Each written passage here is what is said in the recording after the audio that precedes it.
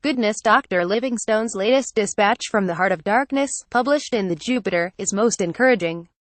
There has been a coup in Debra Dowa, with His Excellency the Supreme Warlord, Presidentforlife and Emperor of Bush, Veldt and Hinterlands, Robert Mugombi, placed under house arrest by the army.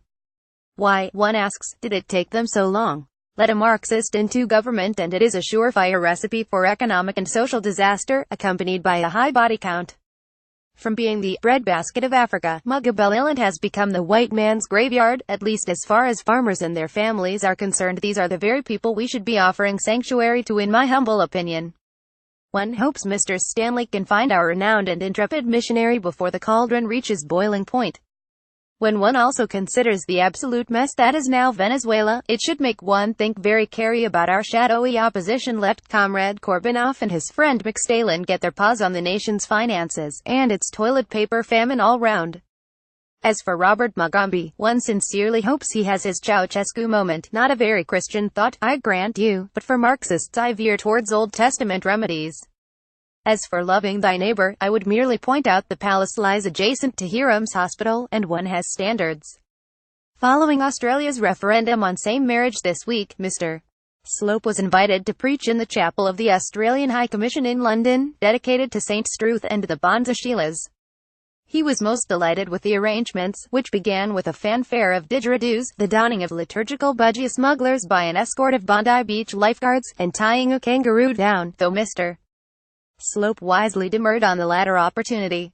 We can do this, said Frau Merkel as she welcomed the Third World into Dusseldorf et al.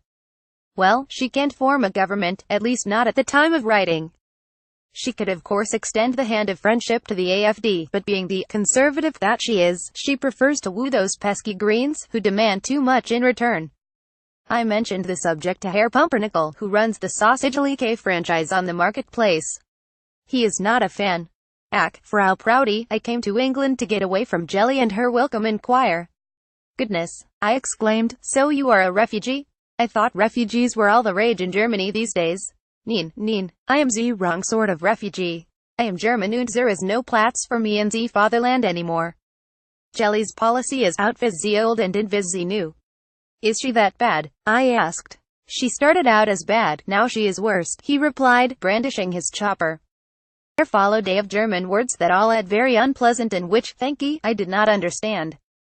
If the Reich Chancellor is unable to forge a coalition, I believe she must go to the country again, hoping this time the people will get it right. I'm surprised she hasn't conjured up one of those enabling laws that German politicians are so fond of. Give her time. I do wish Bishop Broadbent would stop acting.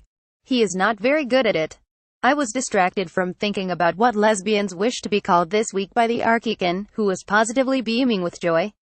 As this is a rare event, I ventured to ask what could possibly have happened.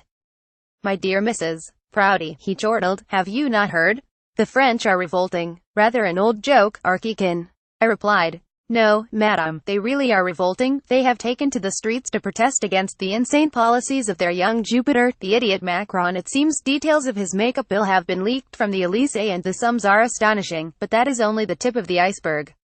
It has finally dawned on people that their president is a tool of the bankers and big business, that he cares nothing for ordinary folk, and, indeed, blames the French for radicalizing the Islamics. A catalogue of disasters indeed, Archdeacon, but I fail to understand why this makes you so happy.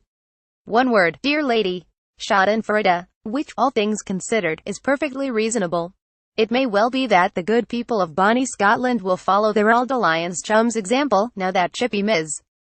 Cranky has legal sanction to stop poor people buying alcohol. This woman is determined to get her claws into every facet of life, extracting every ounce of joy she can, but then Scottish National Socialism has more of Calvinism about it than it would care to admit. The crunch will come when Cranky gets round to banning deep-fried Mars bars. I hear the Houses of Parliament are going to be bathed in red light this Christmas. It is to show solidarity with persecuted Christians across the globe. I suppose it is cheaper than actually doing something constructive to save them. One hopes the red light isn't misconstrued. Goodness, look at the time. I must go and get ready for even, after which I must try to find the cathedral nativity set ready for the Christmas season.